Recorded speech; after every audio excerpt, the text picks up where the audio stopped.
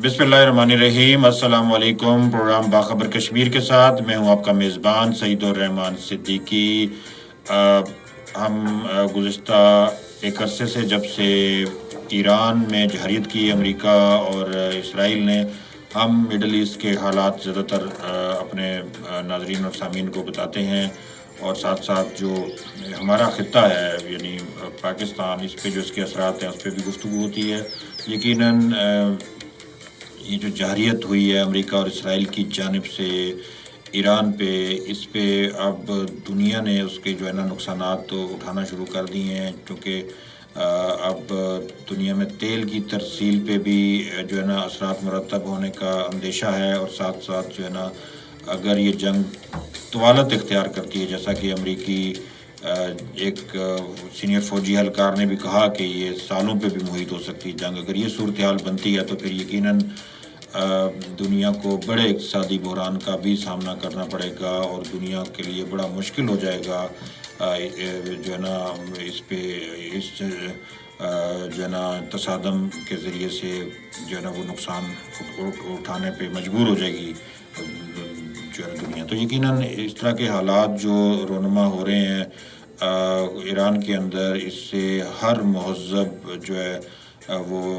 इंसान रंजीदा है।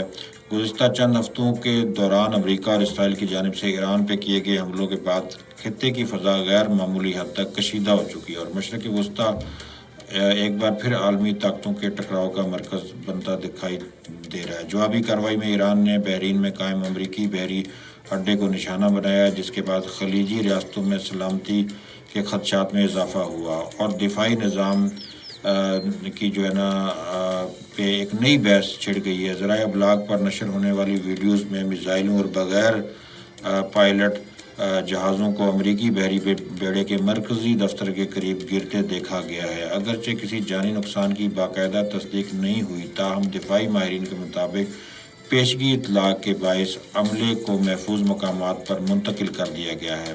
साबिक़ बरतानवी बहरिया के कमांडर टार्म शार्प के मुताबिक ईरान ने बहरिया को एक अहम हदफ इसलिए तस्वर किया क्योंकि माजी में वहाँ फ़ज़ाई दिफा को महदूद समझा जाता रहा है।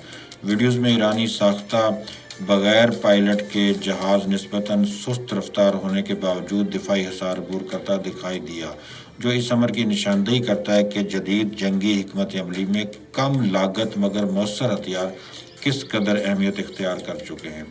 अमेरिका ने हालिया दिनों में खित्ते में जदीद मिसाइल शिकन निज़ाम तैनात किए हैं, जबकि खलीज और मशरक़ी बहरिया रूम में मुनक़दा जंगी मुतअद्दिद बहरी जंगी जहाज़ मौजूद हैं जो बैलिस्टिक मिसाइलों और बग़ैर पायलट हथियारों को तबाह करने की सलाहियत रखते हैं।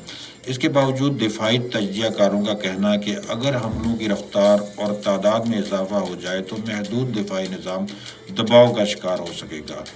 एक अंदाजे के मुताबिक हालिया कशीदगी से कबल ईरान के पास तकरीबन 2000 कलील फासले तक मार करने वाले बैलिस्टिक मिसाइल और हज़ारों खुदकुश बग़ैर पायलट तैयारे मौजूद थे, जो किसी भी दिफाई हिकमत अमली के लिए एक बड़ा चैलेंज समझे जाते हैं। ये तमाम सूरत-ए-हाल इस हकीकत को नुमायाँ करती है कि जदीद ज़माने की जंग में मुकम्मल दिफा मुमकिन नहीं रहा और अस्करी बरतरी भी मुकम्मल तहफ़्फ़ुज़ की ज़मानत फराहम नहीं करती। टेक्नोलॉजी की तेज़ रफ्तारी ने जंग की नोयत को यकसर बदल दिया है। अब रवायती महाज़ों की बजाय फ़ज़ाई और बरकी मैदान ज़्यादा अहमियत इख्तियार कर चुके हैं। कम खर्च ड्रोन और मिसाइल महंगे दिफाई निज़ामों के लिए एक संजीदा ख़तरा बन चुके हैं। इस तनाज़ुर में आलमी ताकतों की जानिब से असले की दौड़ में इजाफा न सिर्फ मशरक़ वस्ता बल्कि दुनिया के दीगर हसास खित्तों के लिए भी बाइस तशवीश है। ऐसे हालात में पाकिस्तान का मौक़िफ़ गैर मामूली अहमियत इख्तियार कर चुका है।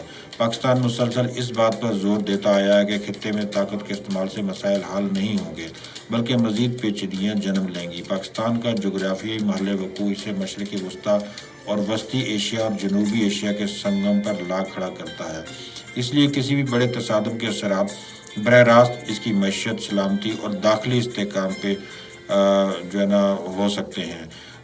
तेल की तरसील, समुद्री रास्तों की सलामती और बैरून मुल्क मुकीम पाकिस्तानियों के मफादात भी ऐसे बहरानों से मुतासर हो सकते हैं। जनूबी एशिया में پہلے ہی کشمیر کا دیرینہ تنازع موجود ہے جو کئی دہائیوں سے حل طلب ہے۔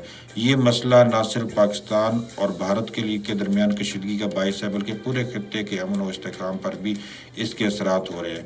پاکستان کا اصولی موقف ہے کہ جس طرح عالمی برادری مشرق وسطیٰ میں قیام امن کی خواہاں ہے، اسی طرح اسے کشمیر سمیت تمام متنازع خطوں میں اقوام متحدہ کی قراردادوں کے مطابق منصفانہ اور پائیدار حل کی حمایت کرنی چاہیے۔ اگر عالمی سطح پہ طاقت کو قانون پر فوقیت دی جاتی رہی تو اس کے منفی اثرات دیگر تنازعات پہ بھی مرتب ہو سکتے ہیں اور کمزور خطہ مزید عدم استحکام کا شکار ہو سکتا ہے۔ مشرقی وسطیٰ کی حالیہ کشیدگی جنوبی ایشیا کے لیے اس لحاظ سے بھی اہم ہے کہ یہاں پر جو ہے نا میزائل اور جوہری صلاحیتوں کا توازن موجود ہے۔ اسلحے کی دوڑ اور دفاعی ٹیکنالوجی میں اضافہ کسی بھی غلط فہمی یا حادثاتی تصادم کو بڑے بحران میں تبدیل کر سکتا ہے۔ ماہرین کا خیال ہے کہ اگر عالمی طاقتیں اپنے تنازعات کو طاقت کے ذریعے حل کرنے کی کوشش جاری رکھتی ہیں تو اس کا اثر دیگر خطوں پہ بھی اسی طرز عمل کی حوصلہ افزائی کی صورت میں ظاہر ہو سکتا ہے، جو عالمی امن کے لیے نقصان دہ ہے۔ پاکستان نے ہمیشہ سفارتکاری، مذاکرات اور باہمی احترام کی پالیسی کو ترجیح دی ہے۔ یہی وجہ ہے کہ پاکستان مشرق وسطیٰ میں بھی کشیدگی کم کرنے، مذاکرات کے دروازے کھلے رکھنے اور مسلم دنیا کے اتحاد پر زور دیتا رہا ہے۔ پاکستان کے لیے ضروری ہے کہ وہ بدلتی ہوئی عالمی صورتحال میں متوازن اور دانشمندانہ خارجہ پالیسی اختیار کرے، اپنے دفاعی صلاحیت کو مستحکم رکھے اور ساتھ ہی ساتھ خطے میں امن کے فروغ کے لیے فعال کردار ادا کرے۔ حالیہ کشیدگی نے یہ واضح کر دیا ہے کہ اگر طاقت کے استعمال کا سلسلہ جاری رہا تو کوئی بھی دفاعی نظام مکمل تحفظ فراہم نہیں کر سکے گا۔ پائیدار امن کے لیے ضروری ہے کہ عالمی طاقتیں دوہرا معیار ترک کریں اور ایران، فلسطین اور کشمیر جیسے مسائل کو پرامن اور منصفانہ اور یکساں طرز عمل سے حل کریں۔ بصورت دیگر عسکری کشیدگی نہ صرف مشرقی وسطیٰ بلکہ جنوبی ایشیا کی امن، معیشت اور عوام کے مستقبل کے لیے بھی مستقل خطرہ بنی رہے گی۔